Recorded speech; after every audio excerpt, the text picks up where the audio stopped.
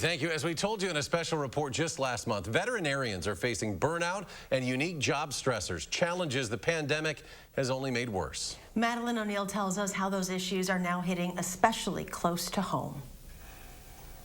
Brilliant guy. Josh Smith. He was a quirky guy. The kind of guy you want to keep around. We recruited him to Madison. To VCA Veterinary Emergency Service and Veterinary Specialty Center, where he looked after the sickest of patients. Hey.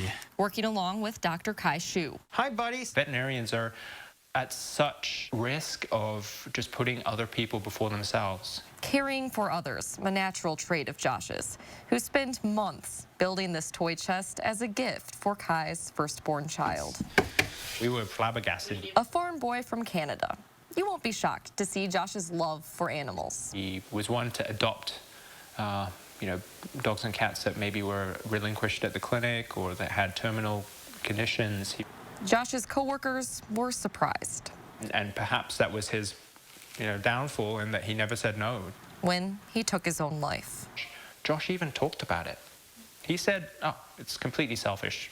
Never do that. The veterinary world is small. Kai knows of two more veterinarians, one in the U.S. and one in Belgium, who also died by suicide last week. Burnout has been very high. The correlation is big. Okay, big guy. A CDC report shows male veterinarians are twice as likely as the general population to die by suicide.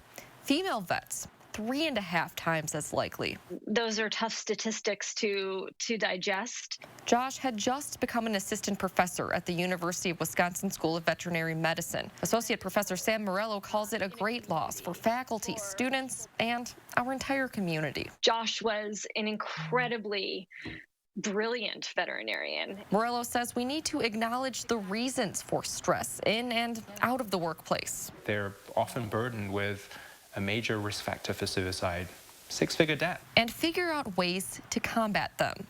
It's exactly the type of thing he would do. He would find a better way to solve a difficult problem, and that's the best way we can remember him. Kai remembers Josh not just as a coworker and friend. I sent him on a date with my sister-in-law, and they hit it off, and they were engaged to get married.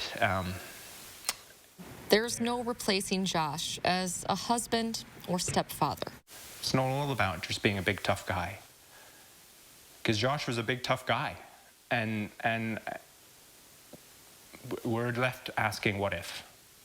But he'll stick around with Kai as he asks this too. And if we can't take care of ourselves, how can we take care of other people?